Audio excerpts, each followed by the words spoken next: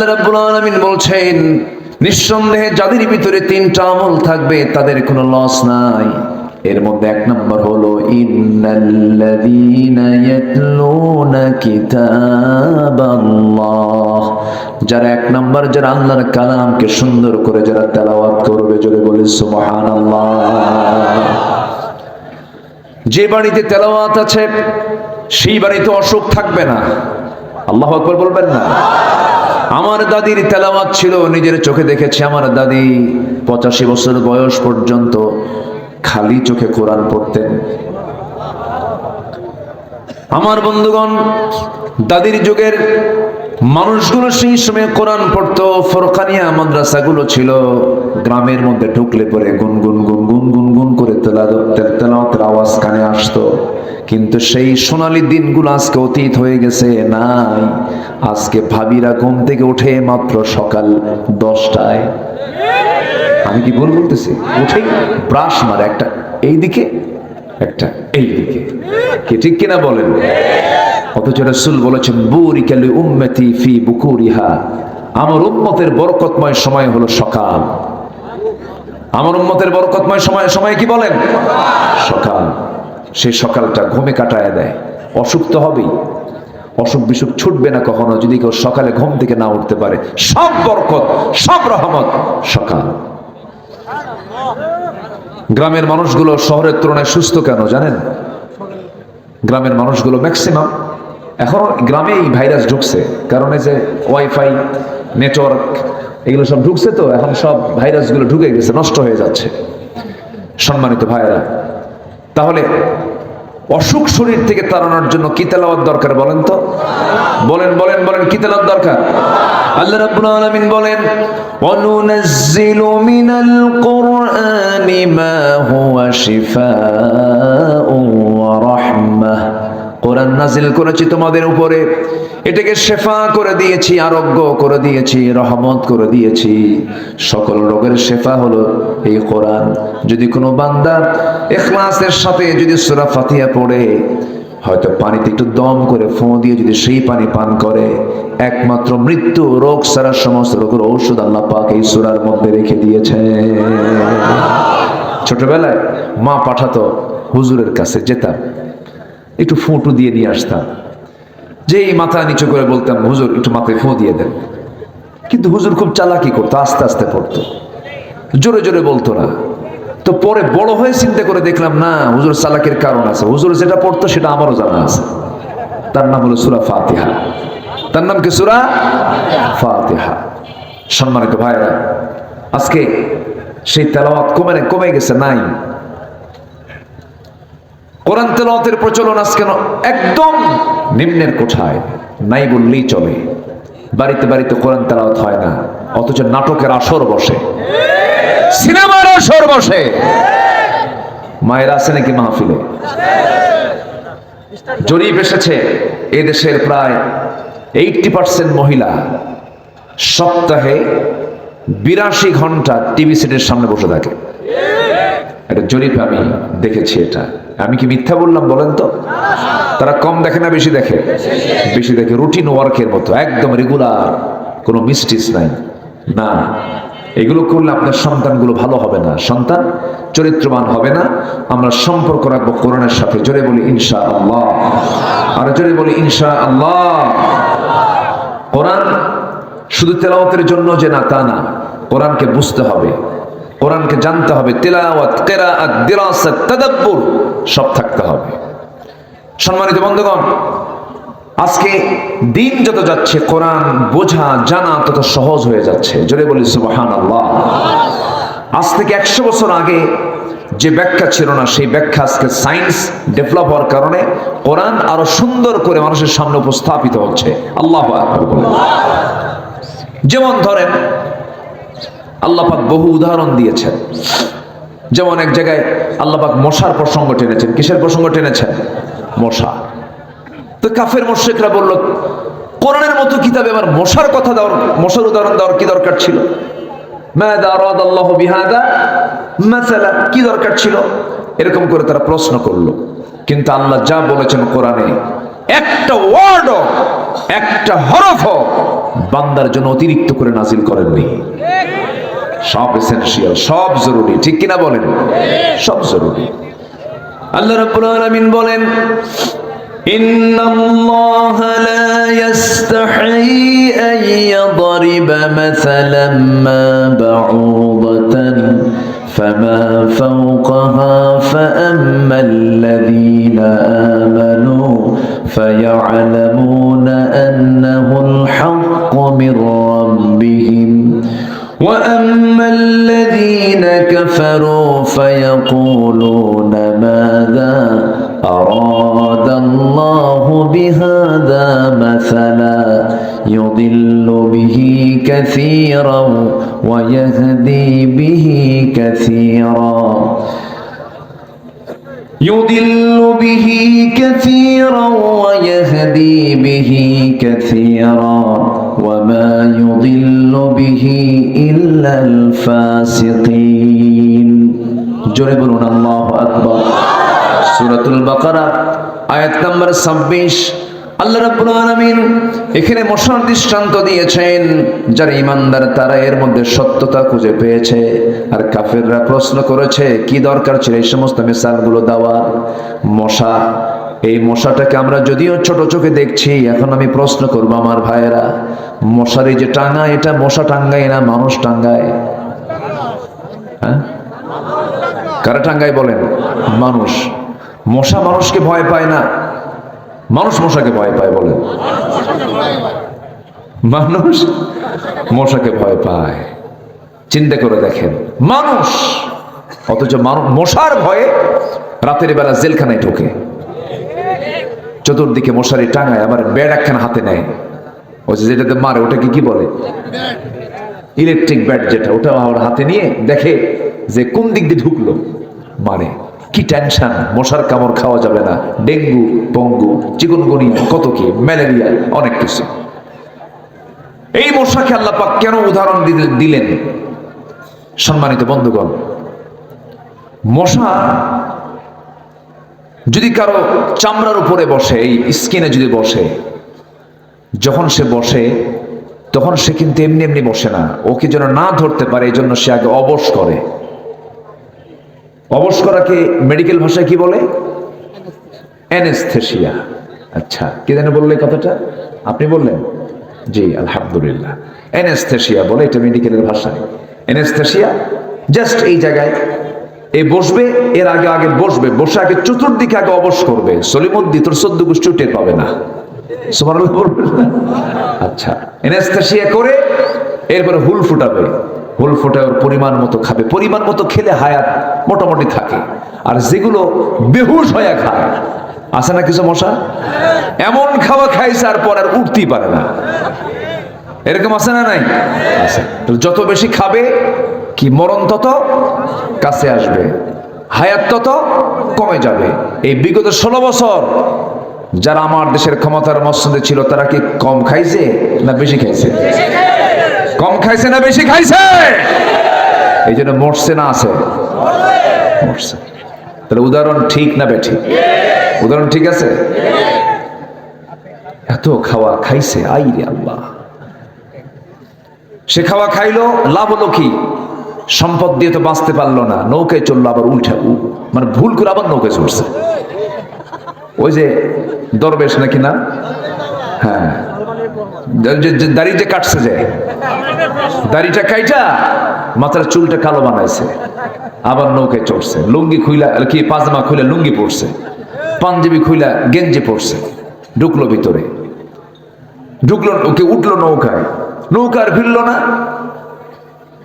Police এসে, coast guard এসে বলতেছে আইনমন্ত্রীকে, স্যার আপনাকে চিনি, আপনি চলেন থানায় চলেন।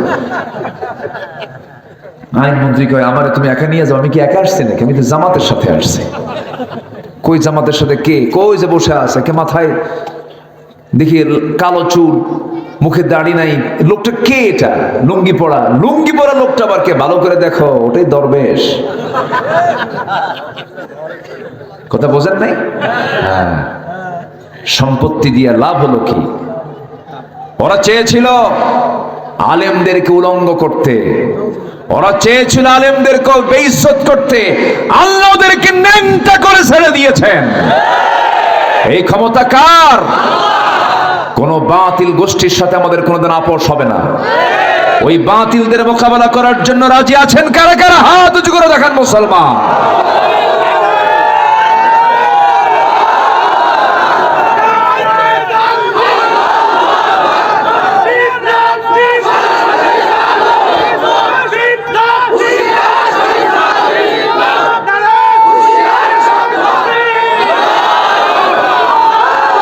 আল্লাহ কবুল করুন, জোরে বলি আমিন, আরো জোরে আমিন। দেখলাম তো অনেক কিছুই, সব দেখা শেষ। আমরা আগামী দেখতে চাই হলো কোরআনের বাংলাদেশ। যে কোরআন দিয়ে বাংলাদেশ সাজাতে চায় না, অথচ মুসলমান, সে মুসলমান নয়, সে মেকি ধরেছে, মেকি ধরেছে। সে সত্যিকারের মুসলমান হতে পারে না। মুসলমান যে সে কোরআন চাবে, মুসলমান যে সে কি চাবে? কোরআন চাবে। কোরআন কার? আসতে বলবেন না, কোরআনটা কার? আল্লাহ। কষ্ট দিচ্ছি নাকি আপনাদের? কোনো অসুবিধা নাই তো? জোরে বলি ইনশাআল্লাহ। আগে কমিটির যাওয়া লাগতো থানায় পারমিশন নেওয়ার জন্য, আর এখন থানা থেকেই ফোন দিয়ে বলে কিছু লাগবে কি ভাই? এই পরিবর্তন কে দিয়েছেন? এই পরিবর্তনকে কাজে লাগাতে হবে। যুবকরা, তোমরা অনেক রক্ত ঝরেছ, তোমাদের রক্তের এই প্রতিদান অবশ্যই জাতির দেওয়া উচিত। তোমাদের সামনে কাজ করতে হবে, অন্যের প্রতিবাদ করতে হবে। কোন জালিম তাগুতি শক্তির কোনোদিন উত্থান ঘটতে দেওয়া যাবে না। মাথায় রাখতে হবে এগুলো। আমি তো ভাবছিলাম যুব সমাজ মনে হয় নষ্ট হয়ে গেছে, ইয়াবা খায়, নেশা টেশা, ডিভাইস আসক্ত হয়ে গেছে, কিন্তু না, জাতে মাতাল তালে ঠিক। একদম গণভবনকে বলে দিয়েছে 45 মিনিটস গো আউট, ঠিক কিনা? না খায় আছে লাঞ্চ করবো গণভবনে গিয়া। একদম সত্যি ওরা লাঞ্চ করছে গণভবনে গিয়ে। লাঞ্চ করছে, লাঞ্চ করছে। সম্মানিত ভাইয়েরা, কষ্ট পাচ্ছেন নাকি আপনারা? যদি যদি ওই যুবকরা যদি সাহস হারিয়ে ফেলতো, যুবকদের হৃদয়ে যদি আল্লাহ ভয় ঢুকায় দিতেন, আজকে কি সিচুয়েশন তৈরি হতো বলেন? আল্লাহ তাআলা সরাসরি মদদ দিয়েছেন। আল্লাহ তাদের দিল থেকে ভয়টা তুলে দিয়েছিলেন। আল্লাহু আকবার বলেন। সাহায্যকার, সাহায্যকার এটা বলা যাবে না। আমরা আল্লাহর শুকরিয়া আদায় করব, আল্লাহর কৃতজ্ঞতা আমরা আদায় করব। জোরে বলি আলহামদুলিল্লাহ, জোরে বলি আলহামদুলিল্লাহ। সকল ফয়সালা কার? আল্লাহ। তাহলে আমরা আল্লাহর কালামকে তেলাওয়াত করব না ইনশাআল্লাহ? আল্লাহর কালাম তেলাওয়াত করব কি কম কম না বেশি বেশি? কোরআন শুনবো বেশি, গান শুনবো? গান শুনবেন কম কম? এই যে কি কয় আবার? গান শোনা যাবে? গান মানুষকে মুনাফিক বানায়, নষ্ট করে ফেলে। গানের কাছে আমরা যাব না। জোরে বলি ইনশাআল্লাহ। তাহলে মশা খায় বেশি, মরও তাড়াতাড়ি, নাম্বার 1। নাম্বার 2 হলো, আপনি রাতের বেলা ঘুমিয়ে পড়েছেন, দেখলেন ঘরের ভিতরে কোথাও মশা নাই, চিহ্নই নাই। শীতের রাত তো, মশারি ছাড়া শোয়া মাত্রই কিছুক্ষণ পর আপনার কানের কাছে এসে কি সুন্দর গান গাচ্ছে, সারেগামা পাদানিসা শুরু হয়ে গেছে। তাহলে এই যে আওয়াজ গুনগুন করে আপনার কানের কাছে এসে, অন্ধকারে ওর চোখ কোথায়? ও দেখলো কেমনে? আপনার চোখে পড়লো না মশা, ও আপনার খুঁজে বের করলো কেমনে? সায়েন্স বলছে 75 ফিট দূর থেকে মশা টের পায় এখানে কোন সলিমুদ্দি শুয়ে আছে। সুবহানাল্লাহ বলবেন। কত ফুট দূর থেকে? 75 ফুট দূর থেকে। তার সেন্সর কি?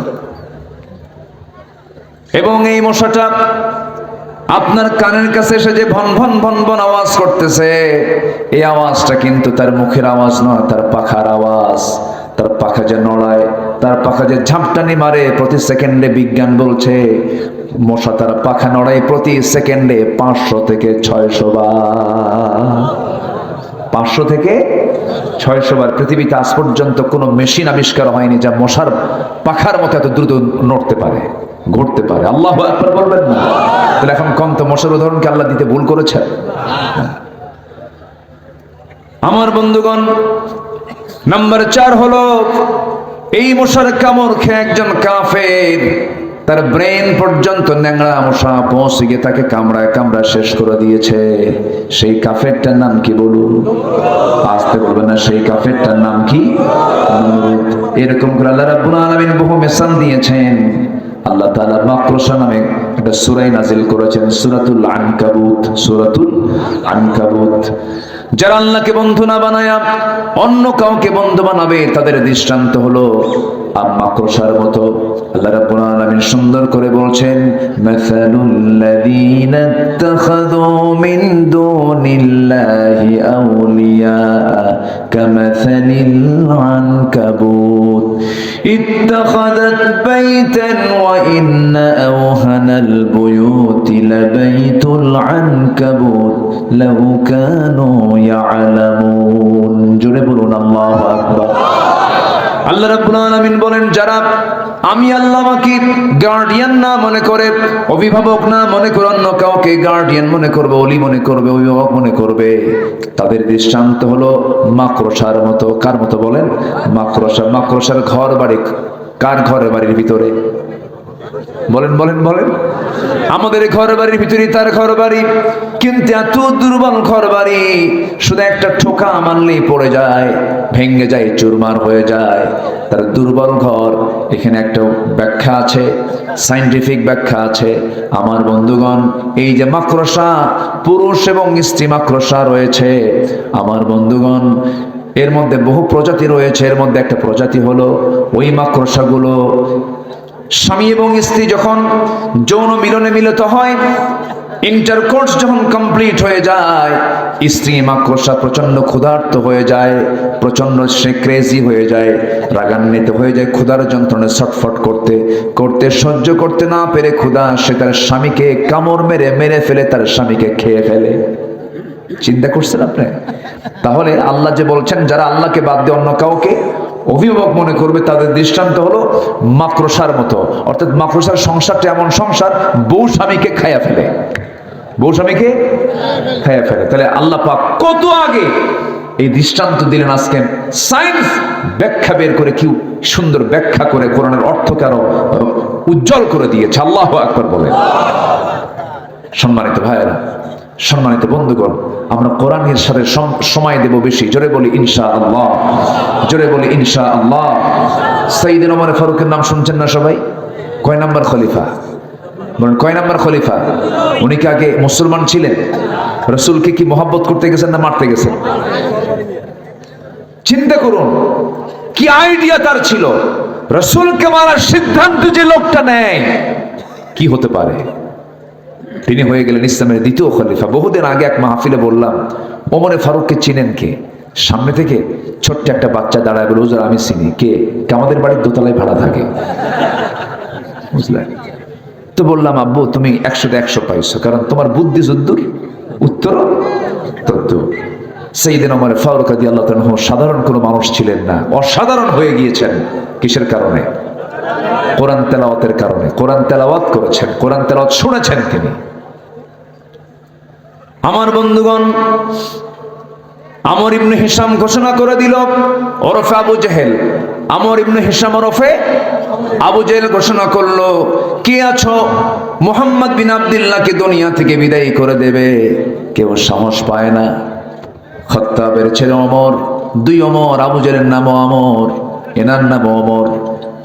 সঙ্গে সঙ্গে ওমর ইবনে খাত্তাব বললেন, আবু জেহেল চিন্তা করো না, এই সিদ্ধান্ত আমি নিলাম, আমি তাকে মেরে ফেলবো। নাঙ্গা তরবারি নিয়ে বের হয়ে গেছেন ওমর ফারুক রাদিয়াল্লাহু তাআলা রাসূলকে মারার জন্য। কিন্তু তিনি যখন নবীর দরবারের দিকে রওনা করলেন, একজন সাহাবী বলে ফেলেন, ওমর তুমি কোথায় যাও? তোমাদের নবীকে দুনিয়া থেকে বিদায় করার জন্য যাচ্ছে। তুমি কি জানো তোমার বোন ভগ্নিপতি সহ কালিমা পড়ে মুসলমান হয়ে গেছে? এই একটা কৌশল করলেন, লাইনটা চেঞ্জ করে দিলেন।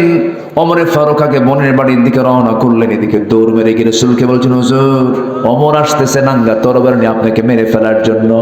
রাসূল বলছেন, সাহাবীরা টেনশন করো না, ওমরের দিলটা আল্লাহ রাব্বুল আলামিন কোরআনের জন্য কবুল করে নিয়েছে। জোরে বলে সুবহানাল্লাহ। কোরআন এটা যে কত বড় মহা উপহার আল্লাহর পক্ষ থেকে, কোরআনটার সঙ্গে আমরা সম্পর্ক রাখবো। জোরে বলি ইনশাআল্লাহ। তাতে কোনো লস মনে আছে কিনা আপনাদের? সূরা ফাতির 29 নম্বর আয়াত, 3 কাজে লস নাই, এর মধ্যে 1 নম্বর আলোচনা শুরু হয়ে গেছে। কিন্তু একটু কান লাগাবেন সবাই, একটু মনোযোগ দিয়ে শুনবেন। আমার বন্ধুগণ, সাইয়েদনা ওমর ফারুক রাদিয়াল্লাহু তাআলা আনহু দরজার কাছে গিয়ে নক করলেন। নক করার আগে তিনি ভিতর থেকে কিছু আশ্চর্যজনক কিছু আয়াত তার কানে চলে আসলো। আয়াতগুলো শুনলেন, দিলটা নরম হলো, কিন্তু রাগ তো কমে নাই। দরজা খোলার সঙ্গে সঙ্গে বোনকে চপেটাঘাত করে জমিনে ফেলে দিলেন। বোন মার খেয়ে রক্তাক্ত হয়ে বলছে, ভাই রে, তোমার দেহে যার রক্ত, আমার দেহ সেই পিতার রক্ত, তুমি সেই পিতার সন্তান, আমি যে পিতার সন্তান। আজকে তুমি যদি আমাকে মারতে মারতে দুনিয়া থেকে বিদায় করে দাও, আমি যে আল্লাহর কালামের মজা পেয়েছি, দিনের যে মজা পেয়েছি, আল্লাহর দিন থেকে এক চুল পরিমাণ আমি তোমার বোন কখনো নড়বো না। জোরে কোন সুবহানাল্লাহ। ওমর ফারুক মনে মনে চিন্তা করে, হারে কি চেতনা লালন করেছে, ভাইয়ের সম্পর্ক ছিন্ন করতে চায়। কি যেন শুনলাম, চট করে বলা হলো, হে আমার বোন শোনো, কি তেলাওয়াত করতেছিল তোমরা, আমারে দাও তো দেখি। লুকিয়ে থাকা তার ভগ্নিপতি চট করে আড়াল থেকে বের হয়ে এসে বলতেছে, ও ওমর, তোমার জন্য রাসূল গতকালকে দোয়া করেছেন, মনে হয় তোমার জন্য আল্লাহ পাক দিলটা নরম করে দিয়েছেন, আল্লাহ পাক তোমার জন্য কবুল করে নিয়েছেন। যখন তার সামনে সূরা তাহা দেওয়া হলো, সূরা তাহা পড়ছেন, একটা করে আয়াত পড়ছেন, ওমর ফারুক কাঁদতেছেন।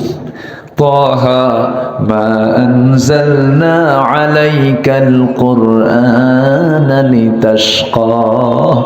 এই আয়াত যখন পড়তেছিলেন, চোখের পানিতে তার গাল ভিজে যাচ্ছিল। ওমর ফারুকের তরবারি থরথর করে কাঁপতে কাঁপতে পড়ে যাচ্ছিল, আর বলতেছে, আমার বোন, আমি আজকে কি শুনলাম, এমন সুন্দর কথা আমার জীবনে আমি কোনোদিন শুনি নাই। জোরে বলি সুবহানাল্লাহ। ইন্নাল্লাযীনা ইয়াতলুনা কিতাবাল্লাহ। সোজা চলে গেলেন নবীর দরবারে, তরবারি নবীজির পায়ের কাছে রেখে দিয়ে বলছেন, আল্লাহর পয়গম্বর, এই তরবারি আপনার মস্তকটাকে দ্বিখণ্ডন করার জন্য নিয়ত করে বের হয়েছিল ওমর, কিন্তু পারল না। আমাকে বাধার প্রাচীর হয়ে সম্পূর্ণ রাস্তা ঘুরায় দিয়ে আপনার অভিমুখী করে দিয়েছে, কোনো কিছু নয়, একমাত্র কি কোরআন। এটাকে যে মানবে সে জিরো থেকে হিরো হবে, আর যেটার বিরুদ্ধে ষড়যন্ত্র করবে সে হিরো থেকে জিরো হবে। যেমন জিরো হয়ে গেছে, ঠিক কিনা? জিরো হয়ে গেছে। এত সুন্দর মানুষ আপনারা, আলহামদুলিল্লাহ। বাগাতি না, বাগাতি মানে কি? বাগ না, বাগ মানে বাগান, জান্নাত, তাই না? বাগ মানে এরকম না, এরকম শব্দই তো, ঘত না, হ্যাঁ, বাগ বাগিচা, এরকম সুন্দর শব্দ আপনাদের এই এলাকার নাম। ভালো, আলহামদুলিল্লাহ বলেন। জি, অনেক সুন্দর। আপনারা আমাকে সময় দিচ্ছেন তো নাকি? কারো কোনো আপত্তি নাই তো? কয়েক কাজে লস নাই, বরং কয়েক কাজে লস নাই। নাম্বার 1, কোরআন আমরা সুন্দর করে তেলাওয়াত শুনবো, করবো। জোরে বলি ইনশাআল্লাহ। নামাজ না পড়া, হ্যাঁ, কি নামাজে তেলাওয়াত করতে হয়, শুনতে হয়, কি সুন্নতে পড়তে হয়, আর ফরজে বলেন, ফরজে শুনতে হয়, সুন্নতে পড়তে হয়। ইন্নাল্লাযীনা ইয়াতলুনা কিতাবাল্লাহ, তাদের লস নাই। জোরে কান সুবহানাল্লাহ। কেমন লস নাই দেখেন, ফজরের 2 রাকাত সুন্নাত যদি কেউ পড়ে, ফজরের 2 রাকাত সুন্নাত যদি কেউ পড়ে, আল্লাহর কালাম দিয়ে তেলাওয়াত করে নামাজটা যদি পড়ে, আমার রাসূলের একদম জবান থেকে হাদিস, সহিহ হাদিস, রাকাতাই সালাতুল ফজর খায়রুম মিনাদ দুনিয়া ওয়া মা ফিহা। যে ব্যক্তি ফজরের 2 রাকাত সুন্নাত নামাজ আদায় করবে, মহান রব্বুল আলামিন তাকে এত পুরস্কার দেবেন, যার পুরস্কার হচ্ছে এই জমিনে খায়রুম মিনাদ দুনিয়া ওয়া মা ফিহা, এই জমিনে এর মাঝে যা আছে, আকাশ এবং জমিনের মাঝে যত মূল্যবান সম্পদ আছে, এর চাইতে বেশি দামি আমার আল্লাহর কাছে ফজরের 2 রাকাত সুন্নাত নামাজ। তাহলে কি লস হলো না লাভ হলো? লস হলো না লাভ হলো? লাভ হলো। ফজরের 2 রাকাত সুন্নাত, ফরজ কিন্তু না, শুধু 2 রাকাত সুন্নাত। আমি মুসাফির হালতে থাকলেও, আমি যদি মুসাফির হালতেও থাকি, এই হাদিসটা যেদিন আমি পড়েছি, সেদিন থেকে নেমে আজ পর্যন্ত আমি চেষ্টা করি, আমি লোভটাকে সংবরণ করতে পারি না। এই 2 রাকাত নামাজ আমি কেমনে বাদ দেব? পড়ি। যদি আল্লাহ পাক রুখসত দিয়েছেন মুসাফির হালতে সুন্নতের কোনো গুরুত্ব নেই, সুন্নত না, যেখানে আল্লাহ পাক ফরজই কমায় দিয়েছেন, সুন্নত নাই, এরপরও আমি পড়ার চেষ্টা করি, পড়ি। আমার কেমন যেন এটাকে মিস মনে হয়। সম্মানিত ভাইয়েরা, দুঃখ লাগে ফজরে মুসল্লি নাই, জানেন? ফজরে মুসল্লি খুঁজে পাওয়া, আমি কি ভুল বলছি ভাই বলেন তো? আমি কি ভুল বলছি? আগের মসজিদের বেড়ার মসজিদে মুসল্লি ভরে যেত, আর এখন এসের মসজিদে মুসল্লি 3 জন, ইমাম মুয়াজ্জিন খাদেম। আমি কি ভুল বলতেছি? আসল মুসল্লি কোন ওয়াক্তের বলেন? কোন ওয়াক্তের মুসল্লি বলেন? আসল মুসল্লি কোন ওয়াক্তের হতে পারে? ফজরের। বলেন কোন ওয়াক্তের? বলেন। আসল মুসল্লি হলো ফজর। সবাই কি নামাজ পড়তে রাজি আছেন? কয় ওয়াক্ত নামাজ? কয় ওয়াক্ত নামাজ? 5 ওয়াক্ত নামাজ পড়বেন। কারা কারা একটু হাত তুলে দেখান তো দেখি। চিৎকার মেরে বলি, ইয়া আল্লাহ, আমাদেরকে তোমার কোরআন দিয়ে, তোমার কোরআন তেলাওয়াত করে ফজর, জোহর, আসর, মাগরিব, ইশা 5 ওয়াক্ত সালাত আদায় করার তৌফিক তুমি আল্লাহ দিয়ে দাও। জোরে বলি আমিন। আরো জোরে আমিন। আরো জোরে আমিন। নামাজ পড়লে লস না লাভ? বলেন লস না লাভ?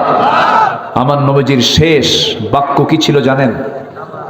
আহা, আমার নবীজি যখন মারা যাবেন, কয়েক ওয়াক্ত নামাজ তার জামাতে হয় নাই, খুব আফসোস করেছেন, আহারে আমি জামাত পড়তে পারলাম না। আমার নবীজি কোরআন তেলাওয়াতে খুব বেশি মজা নিতেন, আনন্দ নিতেন।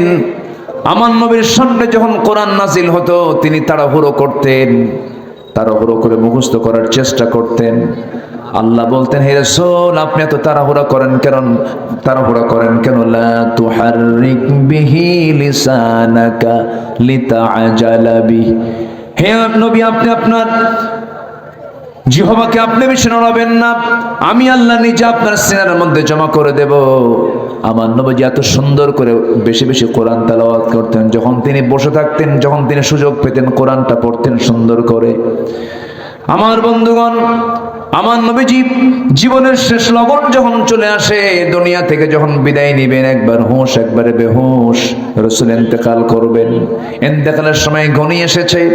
আমার নবীজি অসুস্থ দেহ নিয়া কোন স্ত্রীর ঘরকে পছন্দ না করে সবচেয়ে বেশি প্রাধান্য দিয়েছেন আম্মাজান আয়েশার ঘরকে।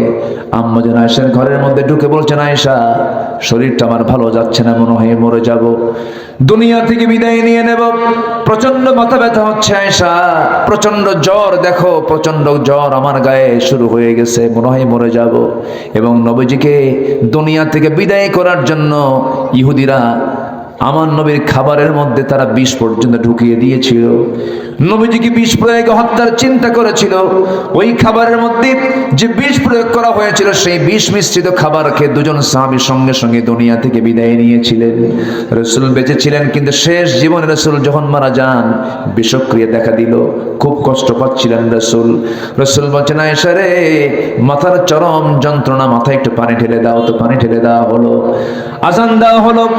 সাইয়েদনা বেলাল যখন আজান দিলেন, নবীজি অভ্যাস অনুযায়ী আস্তে করে উঠে মসজিদে যাওয়ার জন্য প্রিপারেশন নিচ্ছিলেন। এমন সময় আম্মাজান আয়েশা দেখেন রাসূল মাথা ঘুরে পড়ে যেতে নিচ্ছেন, চট করে ধরে ফেললেন আর বলছেন, আমার স্বামী, ইয়া রাসূলুল্লাহ, আপনি বুঝি আর জামাতে নামাজ পড়তে পারবেন না? আমার নবীজি বলে ফেলছেন, আয়েশা রে, মনে হয় আমার সেই শারীরিক শক্তিটা নেই যে আমি জামাতে নামাজ পড়াতে পারবো, কিন্তু নামাজ তো চালাতেই হবে, নামাজ তো একজন পড়াবেই, কিন্তু নামাজ পড়ানোর দায়িত্ব আমি কাউকে দেব না। তোমার আব্বা আবু বকরকে বলো আমার মুসাল্লায় যেন দাঁড়ায় নামাজটা আদায় করে নেয়। রাসূল নেতৃত্ব দিয়ে সৃষ্টি করেছেন নামাজ থেকে। কিসের থেকে বলেন? নামাজ থেকে। সমাজের নেতৃত্ব আসতে হবে কিসের থেকে বলেন? নামাজ থেকে। যে সমাজের নেতৃত্ব নামাজ থেকে আসবে না, তারা হবে চোর। তারা হবে কি? চোর। চাঁদাবাজি এখনো আছে না নাই? এখনো আছে, ট্রান্সফার হয়েছে, শুধু ব্যক্তি ট্রান্সফার হয়েছে। সাবধান হন, সাবধান হন। গাছের গোড়ায় নড়া দিছে, মামা বাড়ি দিল্লি গিয়ে পড়ছে। 25 বছর আগের বক্তৃতা করেছিলেন আল্লামা সাইদ রাহিমাহুল্লাহ। গাছের গোড়ায় নাড়া দেব, মামু বাড়ি দিল্লি গিয়ে পড়বা। এই যে সিচুয়েশন তৈরি হয়েছে, আসুন দেশটাকে সুন্দর করে সাজাই। চাঁদাবাজি, টেন্ডারবাজি, পুকুর দখল, জমি দখল, এগুলোকে না বলুন। যদি জুলুমের মাত্রা বেড়ে যায়, আবার কিন্তু নাড়া দিয়ে আবার আরেক জায়গায় পাঠায় দেবে, ঠিক কিনা? এজন্য সতর্ক হওয়া দরকার। সতর্ক হব আমরা। জোরে বলি ইনশাআল্লাহ, জোরে বলি ইনশাআল্লাহ। আমার নবীজি বললেন, আয়েশা বলে দাও তোমার আব্বা যেন আমার মুসল্লায় দাঁড়ায় নামাজটা পড়ান শুরু করে দেয়।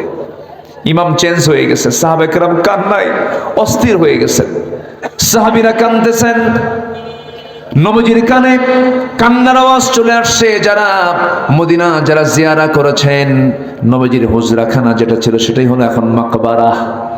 আমার নবীজির মাকবারা হলো, নবীজির কবরটা হলো, যেখানে রাসূলের ঘরটা ছিল, আম্মাজানের ঘরটা ছিল, সেটাই হলো এখন কবর। আমার বন্ধুগণ, আমার নবীজি যখন বললেন আবু বকর আমার মুসল্লায় দাঁড়িয়ে নামাজ পড়াবে, নামাজ যখন শুরু হয়ে গেছে, সাহাবে কেরামদের মধ্যে কান্নার রোল পড়ে গেছে। নবীজির কানে সেই কান্নার আওয়াজগুলো আসতেছে। রাসূল বলছেন, আয়েশা রে, আমার সাহাবীরা কান্দে, আমার সাহাবীরা নামাজ পড়ে, আমাকে একটু নিয়ে যাও তো। জানালার কাছে নিয়ে যাওয়া হলো। জানালার কাছে উকি মেরে আম্মাজান আয়েশা তাকে ধরলেন। তিনি দেখতেছিলেন নামাজের দৃশ্যগুলো।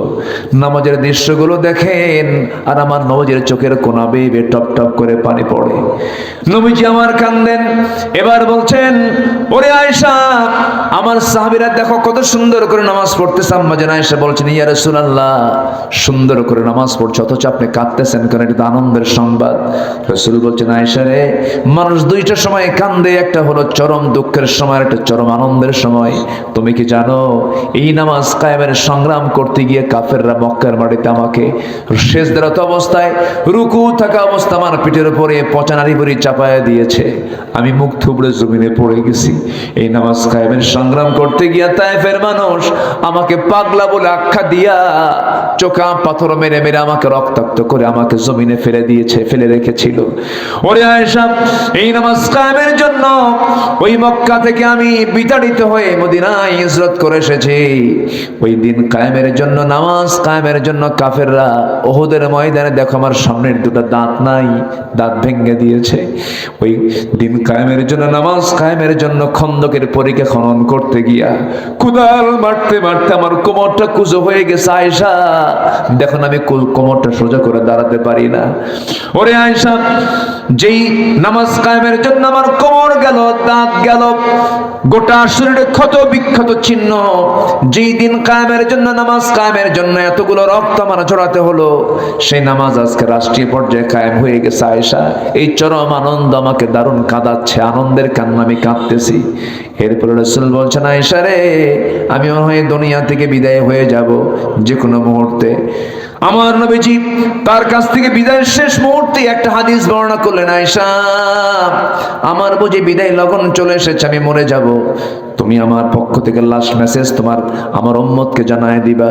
আমার উম্মতকে আমার জীবনের শেষ যে মেসেজটা দিয়ে গেলাম সেটা হলো, as-salat as-salat ইমা মালাকাত আইমানুকুম, নামাজ সালাত সালাত, আমার উম্মতের কখনো 5 ওয়াক্ত নামাজ ছেড়ে দিবা না।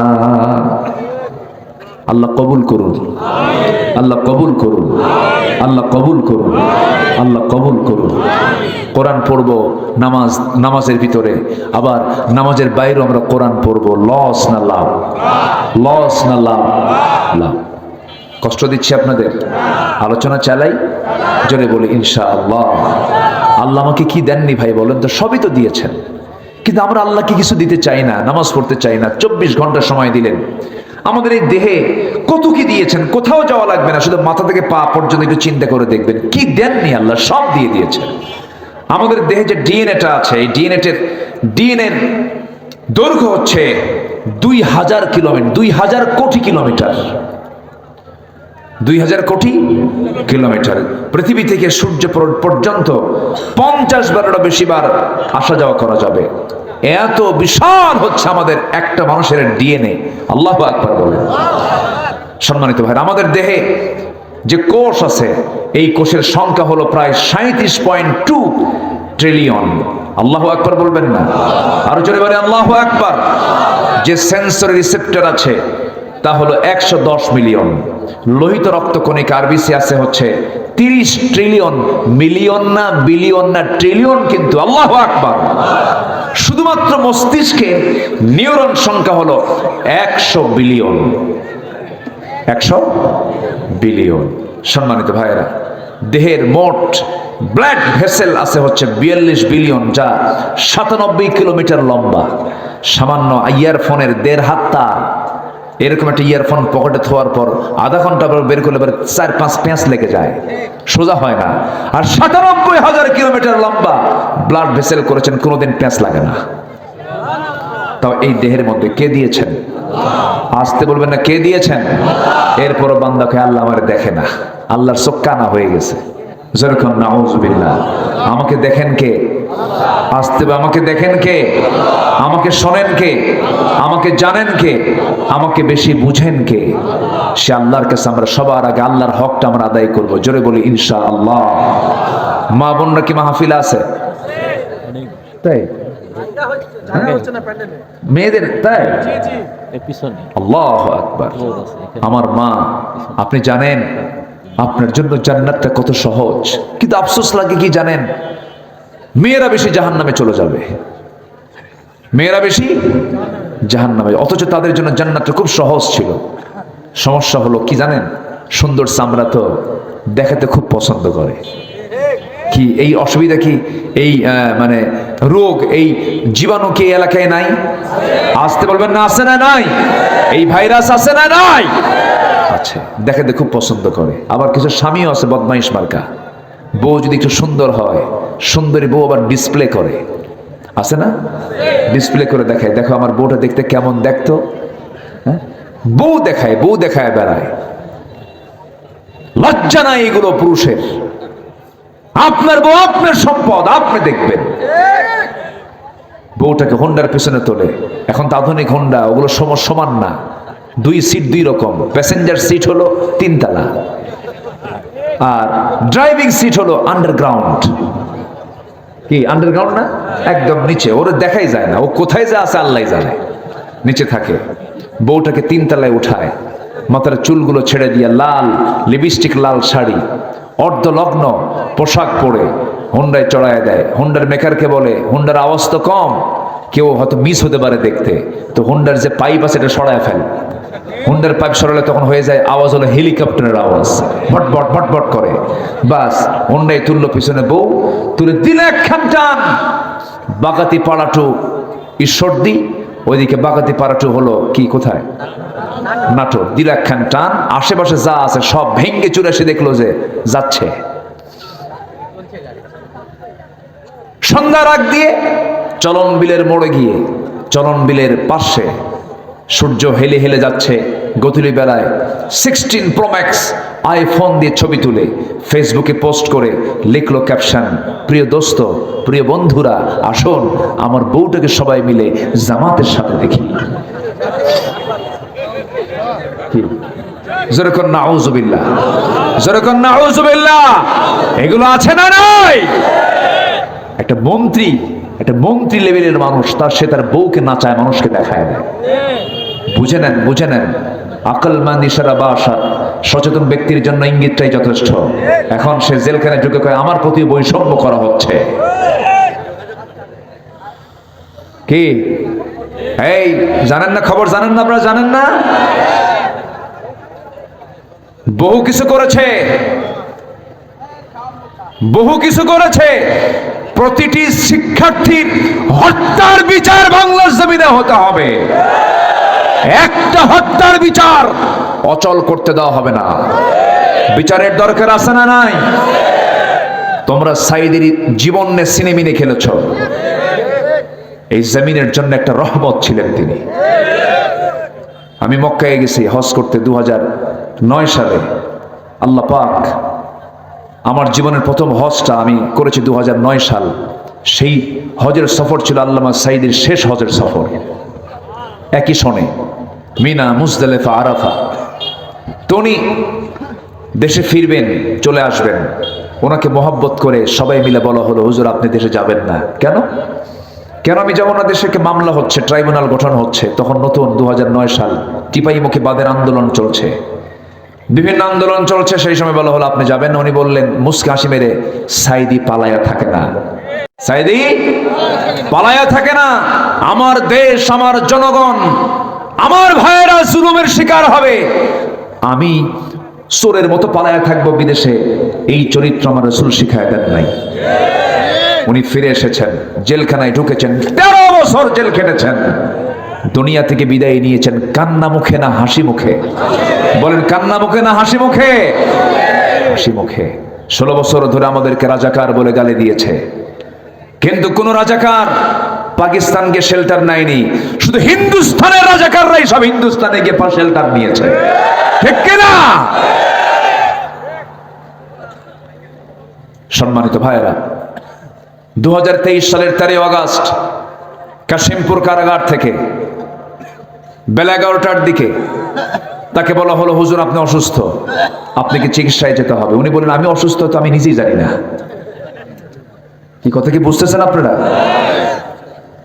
ওনাকে জোর করে ধরে নেওয়া হলো, গাজীপুরের একটা হসপিটালে তাকে চিকিৎসা দেওয়া হলো। সেখান থেকে আবার জোর করে 13 আগস্টে দিল্লির প্রেসক্রিপশনে তাকে নিয়ে যাওয়া হলো শাহবাগে।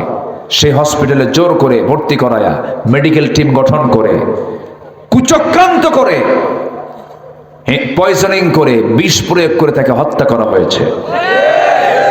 তারই তৈরি করে এই প্ল্যাটফর্ম তাফসীর মাহফিল। তিনি এদেশের উপকার এই মাহফিলগুলোর। এই প্ল্যাটফর্ম থেকে আমরা সুস্পষ্ট ভাষায় জানান দিতে চাই, অবিলম্বে আল্লামা সাঈদীর খুনের সঙ্গে যারা জড়িত, দৃষ্টান্তমূলক শাস্তি দেওয়া হোক।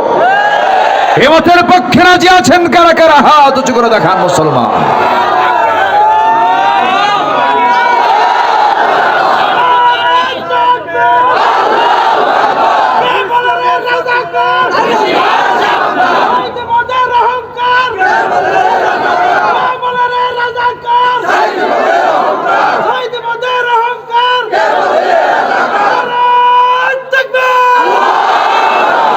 আল্লাহ কবুল করুন, জোরে বলি আমিন।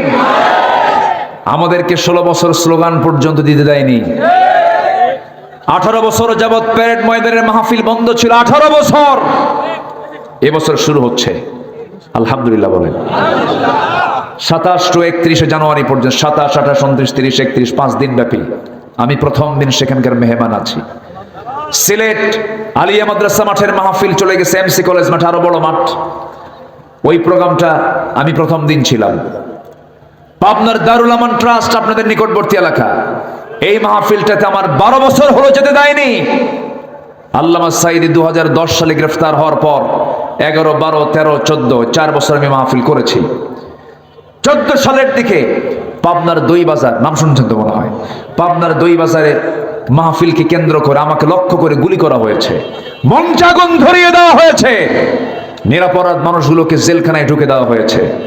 শেষ পর্যন্ত 3 দিন পরে একটা মামলা হয়েছে, সেই মামলার 1 নম্বর আসামি হলো আব্দুল্লাহ আল আমিন। কি কথা কি বুঝতেছেন আপনারা? মারামারি করলো ওরা, গুলি করলো ওরা, মামলা খেলে মামলা। সম্মানিত বন্ধুগণ, এই স্লোগানগুলো দিতে দেয়নি। একটা দেশের স্বাধীনতাকে যদি আপনি টিকিয়ে রাখতে চান, সবার আগে দিতে হবে মানুষকে কথা বলার স্বাধীনতা, ঠিক কিনা বলেন? আল্লাহর নাম, আল্লাহর নাম, আল্লাহর নামে স্লোগান দেওয়ার দরকার আছে না নাই বলেন তো? নারে তাকবীরের স্লোগানকে তারা বললো জঙ্গিবাদের স্লোগান, এটা দেওয়া যাবে না। সম্মানিত বন্ধুগণ, আজকে 5 মাস গত হতে চলছে, আগস্ট, আজকে কি জানুয়ারি। এই 5 মাসে কোথাও কি জঙ্গি অভিযানের নাম শুনছেন আপনারা? এ তো মাঝে মাঝে শুনতাম আমরা। জঙ্গি অভিযানে বের হয়েছে, ক্রসফায়ার দিয়া কিছু জঙ্গিকে আটক করে ধরে আনা হয়েছে।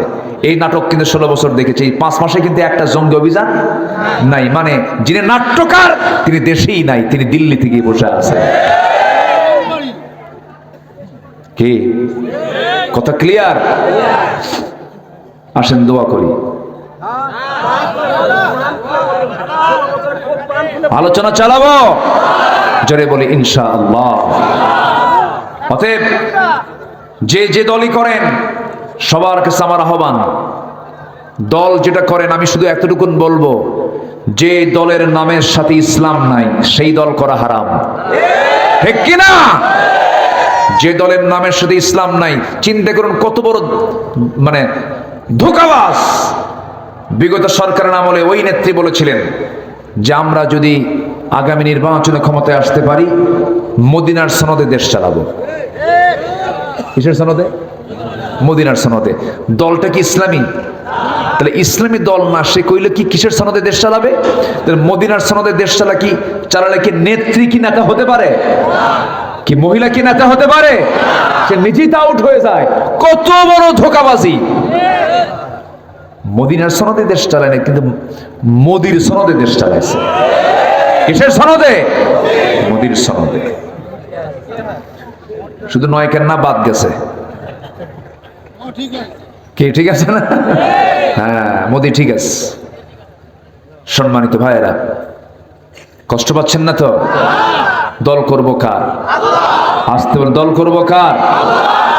আচ্ছা, আমার রবকে, আমার আইনদাতাকে, আমার নেতা মুহাম্মদ সাল্লাল্লাহু, আমার দলের নাম ইসলাম। আমার দলের নাম কি? আমার সংবিধানের নাম হলো কোরআন। আল্লাহ আমার রব, রসুল আমার লিডার, কোরআন আমার সংবিধান, রসুল আমার নেতা, ইসলাম আমার হচ্ছে দলের নাম। এর বাইরে, এর ভিতরে আর কোনো কথা ঢুকানো যাবে না। এই যে দুই একজন যে ওঠে, কি সমস্যা কি? হ্যাঁ, বসেন। কেউ তো উঠলেন না পর্যন্ত, একজন লোক ওঠেন না, আবার এখন ওঠা শুরু করলেন কেন? বসেন। কত সময় এদিক সেদিক চলে যায়, একটু বসেন। কয় কাজে লস নাই? বলেন, কয় কাজে লস নাই? কটা চলতেছে? একটা। আমরা আল্লাহর কালামটা সুন্দর করে পড়বো। জোরে বলি ইনশাআল্লাহ, জোরে বলি ইনশাআল্লাহ। আর মাত্র 1 মাস পর কিসের মাস আসতেছে? এই তো বলেন, জোরে বলেন, কিসের মাস? কি সুন্দর করে বললো, তাই না? আমি যেটা শুনতে চাইছি ওটাই শোনায় দিছে। কিন্তু আর মাত্র 1 মাস পর কিসের মাস আসতেছে? কোরআনের মাস। কোরআনটাকে পড়বো আমরা। জানেন, পৃথিবীতে সবচেয়ে তৃপ্তির জায়গা হলো কোরআন তেলাওয়াত। যখন কেউ কোরআনের অর্থ বুঝে, তার কাছে পৃথিবীর সবচেয়ে আনন্দের জায়গা হলো কোরআন তেলাওয়াত। সবাই কোরআনটাকে আমরা রপ্ত করার চেষ্টা করব। জোরে বলি ইনশাআল্লাহ। সায়েন্সের সূত্র জানলেন, কমার্সের পড়া পড়লেন, MBA করলেন, BBA করলেন, আইন পড়লেন, প্যানেল কোর্টের আইনগুলো মানে পড়ামট মুখস্থ করলেন, এত কিছু জানলেন, আপনি কোরআনের ভার্স আপনি জানলেন না, আপনি বড় পড়া কপাল। এই জন্য আমরা কোরআনটার সাথে আমরা সম্পর্ক রাখবো, কম না বেশি? যার কোরআনের সঙ্গে সম্পর্ক বেশি, তার কার সাথে সম্পর্ক বেশি? আল্লাহর সাথে সম্পর্ক বেশি। আমার বন্ধুগণ, আমার মাদেরকেও বলবো, মায়েরা, জান্নাত পাওয়ার জন্য বেশি কিছু লাগবে না। ফাতিমার দিকে তাকাবেন, আম্মা জান আয়েশার দিকে তাকাবেন, আসিয়ার দিকে তাকাবেন, খাদিজার দিকে তাকাবেন, রহিমার দিকে তাকাবেন। এনারা হচ্ছে আপনাদের মডেল। মারিয়ামের দিকে তাকাবেন। এই সমস্ত নারীকে আল্লাহ রাব্বুল আলামিন এত দাম, এত সম্মান দিয়েছেন। খাদিজার মতো একজন নারীকে আল্লাহ তাআলা নিজে পর্যন্ত সালাম দিয়ে দিয়েছেন। আমার ভাইয়েরা, সবার বাড়িতে মা বোন আছে। একজন মা যদি ভালো হয়ে যান, 4 জন পুরুষ ভালো হয়ে যায়। এই জন্য মাদের ভালো হওয়া দরকার। বাড়িটাকে ইসলামাইজ করতে হবে, বাড়িকে সুন্দর করে কোরআন দিয়ে সাজায় নিতে হবে।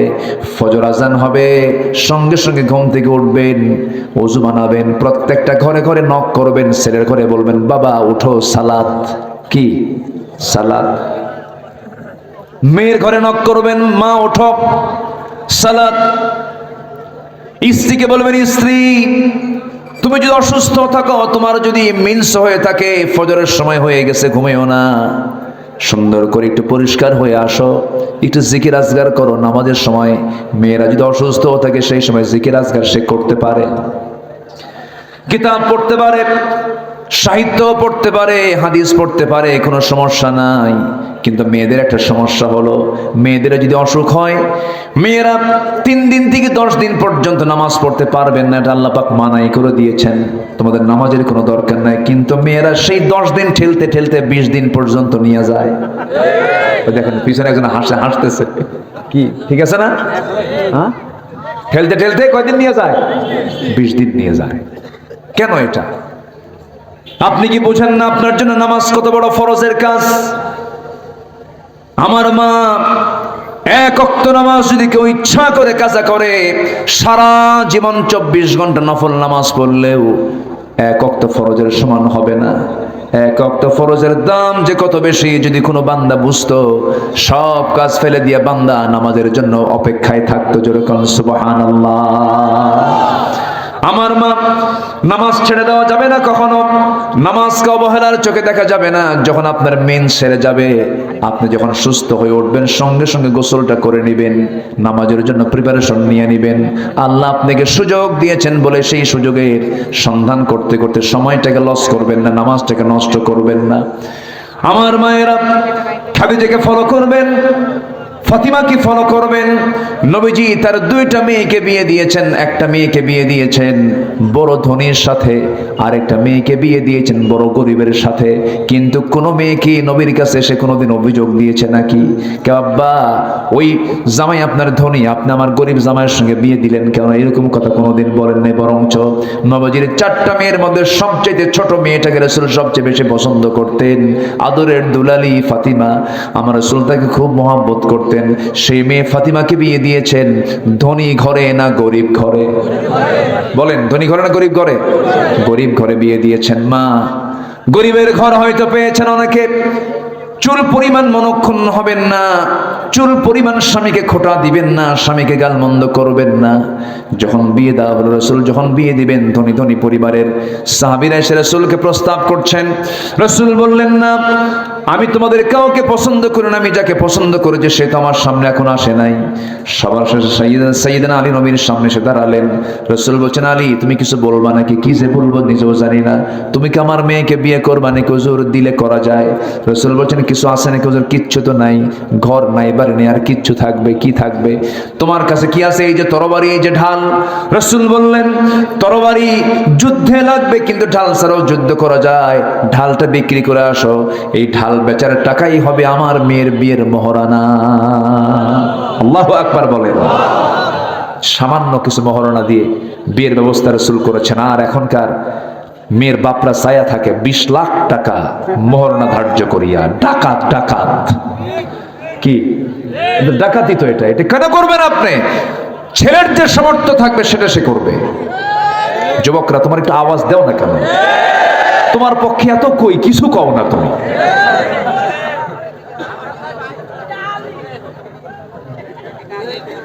বিশ 30 লাখ টাকা ছায়া বসে থাকে। ছেলের যে সামর্থ্য হবে তাই সে দেবে, ঠিক কিনা বলেন? কেন করে জানেন? মেয়ের বাপরা কেন করে জানেন? যদি তালাক হয়, দেখেন বিয়ে হয় নাই, ওর নিয়ত দেখেন। আমার নবীজি সামান্য মোহরানা ধার্যের জন্য পাঠায় দিলেন, যাও ঢাল বেচে আসো। ঢাল বিক্রি করার জন্য চলে গেছেন, ঢাল বিক্রি করতে বসেছেন। সাইয়েদনা ওসমান নবীজির বড় জামাই সামনে দাঁড়ানো, বলছেন, আলী সাজে সকালে তুমি বাজারে কেন? ঢাল বিক্রি করার জন্য আসি। তুমি যোদ্ধা মানুষ, তোমার কি ঢাল বিক্রি মানায় নাকি? কি সমস্যায় পড়েছে বলো? বিয়ে ঠিক হয়েছে কার সাথে? আপনার শালীর সাথে। কি কথা বলছেন নাই? আপনার শালীর সাথে। এলাকায় কি কয়? শালী কয় না হালি কয়? আচ্ছা ঠিক আছে, হ্যাঁ। ও হালি কয় নোয়াখালী। জি জি। বইয়ের ছোট বোন, বইয়ের ছোট বোনকে এক একটা জায়গায় শালিকা, এটাই তো বইয়ের ভাষা। জি। আবার মন খারাপ করবেন না, আমার মায়েরা হয়তো শুনতেছেন যে হুজুর আপনি এরকম করে কন। আচ্ছা, না, একটু বোঝানোর জন্য বলতেছি। তামান নবীজি বড় জামাই বললেন, বিয়ে ঠিক হয়েছে? হ্যাঁ। আচ্ছা ঠিক আছে, ঢালটা দাও। নিলেন, টাকাও দিলেন। কয়েক হাত যেতে না যেতে পিছন থেকে ডাক দিয়ে বলতেছে, আলী বীরের হাতে কি ঢাল না থাকলে মানায়? তোমাকে আগাম এটা গিফট করলাম, যাও। ঢালটাও দিয়ে দিলেন, টাকাও নিলেন, ঢালও নিলেন। নবীর সামনে দাঁড়ায় গেলেন। রাসূল বলছেন, ও আলী, ঢাল মনে হয় বিক্রি হয় নাই, কেমন করে কি করা যায় বলো? হুজুর ঢালটা বেচে ফেলছি। তাহলে হাতে আবার ঢাল কেন? হুজুর ঢালটা আমাকে আবার উপহার দিয়েছে, এই যে টাকা, এই যে ঢাল। তুমি কার কাছে বিক্রি করতে গেছো? হুজুর ওসমান। লোক আর খুঁজে পাও নাই? নিজের মধ্যে এই ঘটাঘটি করছো না? আমি বড় জামাইকে বলতেই পারলাম না, তার আগে তুমি বলে আসছো, তাহলে আমি এটা কেমন কথা হলো বলো তো? আচ্ছা, কোনো মেয়ের বাপ যদি বিয়ে ঠিক করে, কোনো মেয়ের বাপ যদি বিয়ে ঠিক করে কিন্তু বড় জামাইকে বলে নাই, তাহলে কি হবে বলেন তো? কি হতে পারে? কি হতে পারে? বইয়ের দিকে তাকাইবার কবে তোর বাপ একখান জিনিস রে, কি ঠিক আছে না? ধমকাবে। কিন্তু আমার নবীর জামাই তো ওইরকম না। আমার নয় ছেঁচড়া জামাই, খালি দাওয়াত খাওয়ার জন্য পাগল হয়ে থাকে, কিন্তু ওরকম জামাই তো আর আমার নবীর জামাই না। বললেন ঠিক আছে, সমস্যা নাই, যাও তোমার জন্য দোয়া করে দিই। ওসমান তার জন্য দোয়া করে দিলেন। আমার নবীজি বিয়ে দিলেন। বিশ্বের সবচেয়ে অনড়ম্বরপূর্ণ বিয়ে, কোনো ঘটাঘটি নাই, কোনো খরচ নাই, কোনো গায়ে হলুদ নাই। গায়ে হলুদ হালাল না হারাম? হারাম। আগের দিন চলে আসে বিয়ানের বাড়িতে। বিয়ান, আসসালামু আলাইকুম।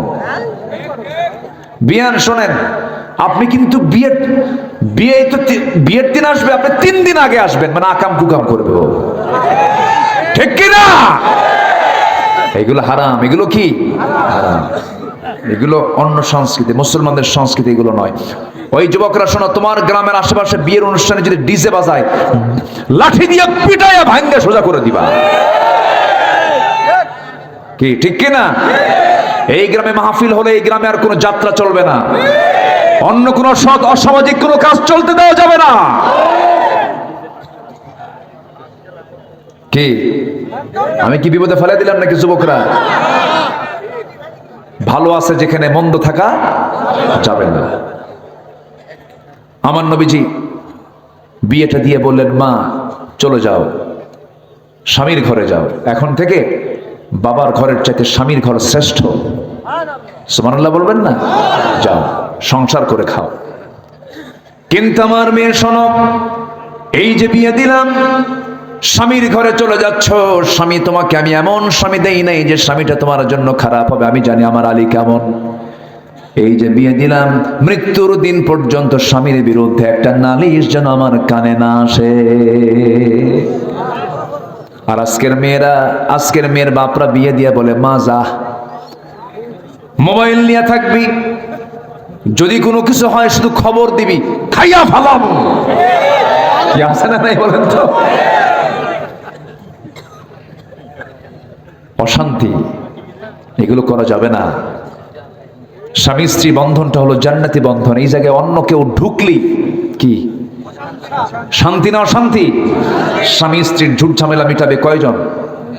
2 জনই। বলেন কয়জন? 2 জনই। খালি বলতে শিখতে হবে সরি। কি বলতে হবে? সরি। স্বামী ভুল, সরি। বউ ভুল, সরি। খালি সরি বলবেন, কোনোদিন গন্ডগোল লাগবে না। আর যদি কয় আমি কি ভুল করছি নাকি, কি কথা কি বোঝেন, তাহলে মনে করেন আর জীবনে কোনোদিন মিল হবে না। যে স্বামী স্ত্রীর মুখে শুধু ঘন ঘন সরি থাকবে, ঠিক আছে, ওকে, দুঃখিত, আমি ভুল করেছি, আমাকে মাফ করে দাও, সেও যদি বলে আমি ভুল করেছি, মাফ করে দাও, জান্নাতের টুকরা। যেরকম সুবহানাল্লাহ। কি ওয়াজগুলো দরকার আছে না? দরকার আছে না নাই? আছে। তবে বেশি পুরুষরা বলবে একটু সরি, পুরুষরা একটু বেশি বলবে, মেয়েরা একটু কমই কয়। ওরা যদি একবার বাঁক ধরে সোজা হয় না। এই সোজা, এই ঠিক জোরে বলিও না, শুনলো, বাড়িতে আবার যেতে হবে না। জি হ্যাঁ, খুলিকাত মিন দিলাইন, মেয়েদেরকে সৃষ্টি করা হয়েছে বাঁকা হাড়ে। এই জন্য সোজা করতে গেলে ভেঙে যাবে, বলেছেন মুহাম্মদ সাল্লাল্লাহু আলাইহি ওয়াসাল্লাম। মেয়েটাকে বিয়ে দিলেন, চলে গেলেন তিনি স্বামীর ঘরে। স্বামীর ঘরে গেলেন কিন্তু ঘরই নাই। কি নাই? ঘর নাই। ভাড়া ঘরে থাকলেন। কি ঘরে? ভাড়া ঘরে। নবীজি 3 দিন পার হতো না, রসুল চলে যেতেন ফাতিমাকে দেখতে। রসুল বলতেন, আমি 3 দিন আমার ফাতিমাকে না দেখলে, 3 দিন যদি না দেখি আমার ভাল লাগে না। মেয়েকে বিয়ে দিয়ে রসুল কখনো দূরে রাখতে দেননি, কাছে কাছে রেখেছেন, ফাতিমাকে দেখতে গেছেন ঘন ঘন। সুবহানাল্লাহ বলেন। রসুল মেয়েদেরকে খুব পছন্দ করতেন। মেয়ের বাপরা যারা আছেন, আপনারা বড় ধন্য যে মেয়ের বাবা হতে পেরেছেন। রসুল কিসের বাবা ছিলেন? মেয়ের বাবা। কিন্তু কিছু কিছু মেয়ের বাপ আছে, 4-5টা যদি মেয়ে হয় তখন বউকে গালিগালাজ করে, তোর পেট আসলেই পচা। এরকম কিছু পুরুষ আছে না? আল্লাহ কয় তোর কপাল ভালো, আর ও কয় তোর পেট পচা। এরকম কিছু পুরুষ আছে না? নাই আছে। আল্লাহ যার কল্যাণ চান তাকে মেয়ে দেন, আল্লাহ যখন রহমত দেন তখন বৃষ্টি দেন। আল্লাহু আকবার বলেন। বৃষ্টি রহমত, মেয়ে রহমত। আল্লাহু আকবার বলেন। অসুস্থতা রহমত, অসুস্থতা রহমত। অসুস্থ যদি কেউ হয় তখন ভাবতে হবে আল্লাহ আমার মধ্যে রহমত করছেন। সুবহানাল্লাহ বলেন। কখনো এগুলোকে মন খারাপ করা যাবে না। আমার এক মুসল্লি ছিল, হাই স্কুলের হেডমাস্টার, তার 7টা মেয়ে। কয়টা মেয়ে? 7টা মেয়ে। আবার তার স্ত্রী গর্ভে। 7টা মেয়ে হওয়ার পর আবার স্ত্রী গর্ভে, স্ত্রী গর্ভে বাচ্চা চলে আসছে। তো 8ম বাচ্চা আবার মেয়ে হয়েছে। 8 নম্বর কি হয়েছে? আবার মেয়ে। গোটাল গোষ্ঠী গিয়ে বাড়িতে হাজির হয়েছে। সবার চোখ গরুর মতো, এরকম বড় বড় চোখে বলে, লজ্জা নাই? বারবার বাচ্চা নাও, আর নিবা না বাচ্চা, নাম রেখে দাও ইতি, সমাপ্তি, আর না চাই না।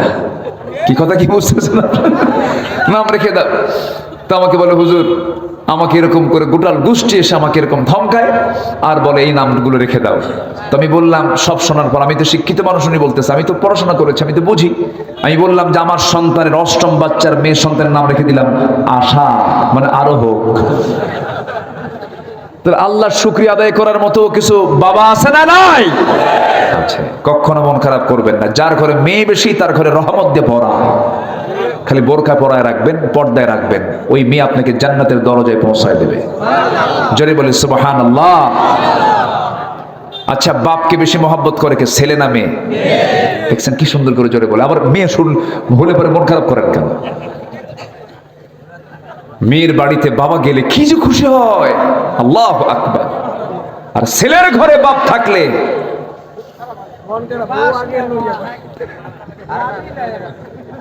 কি জায়গা মতো দিলাম, কিন্তু কি ঠিক কিনা?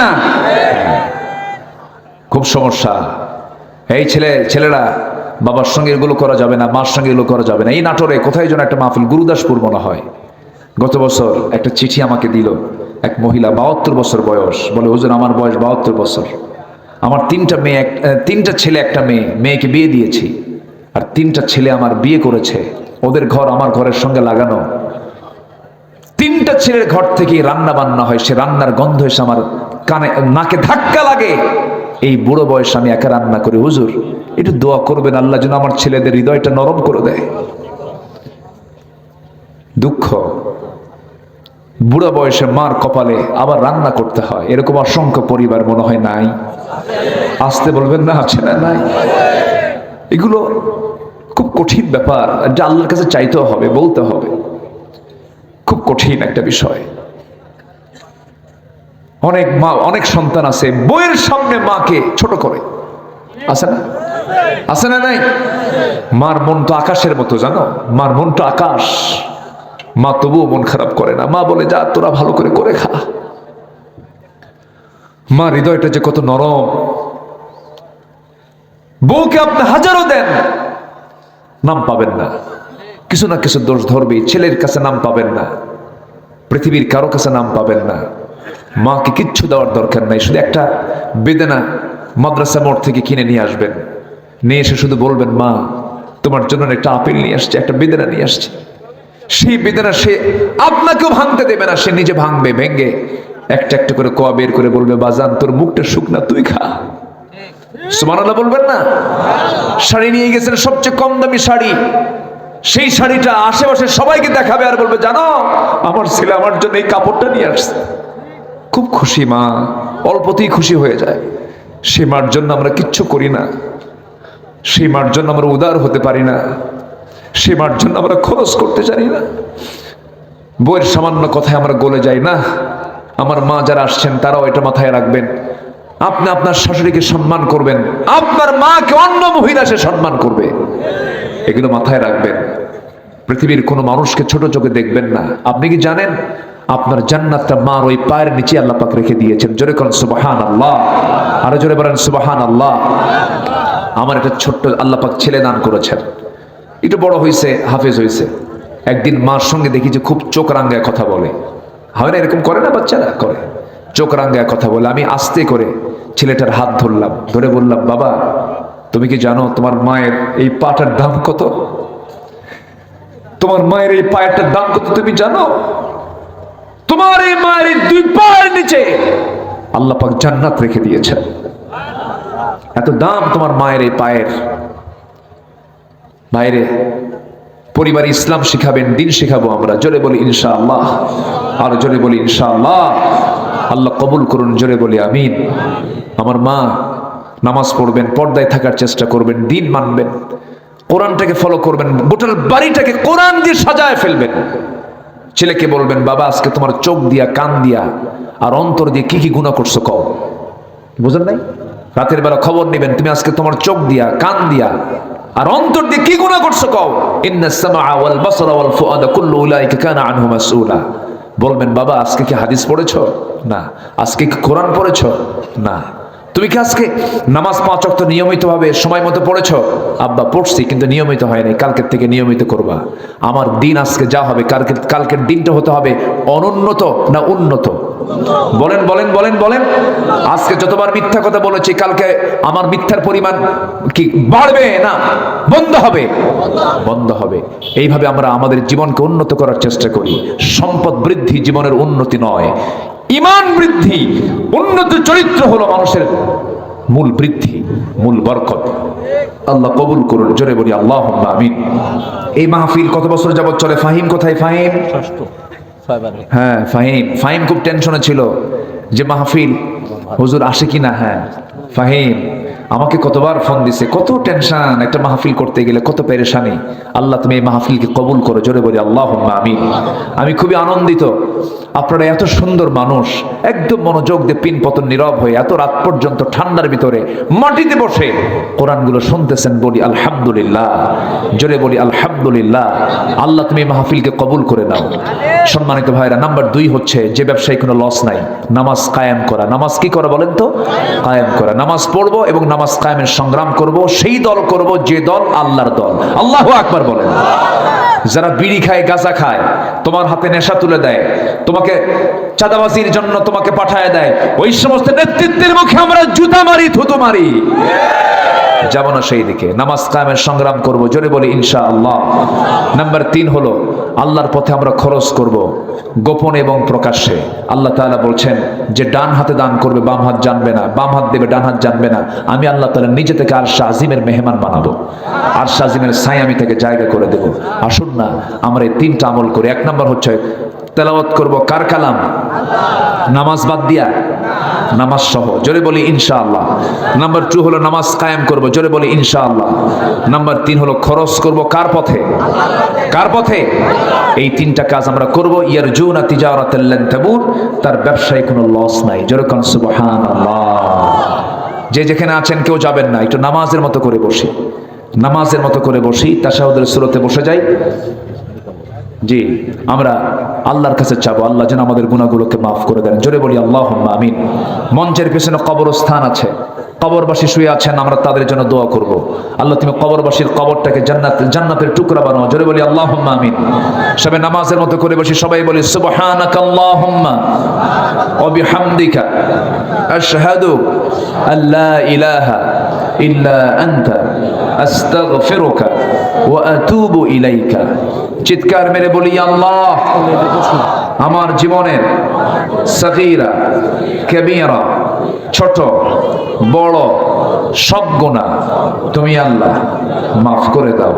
জোরে বলি ইয়া রাব্বাল আলামিন, ইয়া রাব্বাল আলামিন। জি, আমরা দোয়ার দিকে যাব। আমরা চাইবো কার কাছে? আল্লাহর কাছে। আল্লাহ যেন আমাদের গুনাহগুলোকে মাফ করে দেন। জোরে বলি আমিন। চেতন পাড়ার যুব সমাজকে তুমি আল্লাহ দ্বীনের জন্য কবুল করো, কোরআনের জন্য কবুল করো। জি, আসুন আমরা আল্লাহর কাছে চাবো। জি, আল্লাহুম্মা আমিন। রব্বানা যালামনা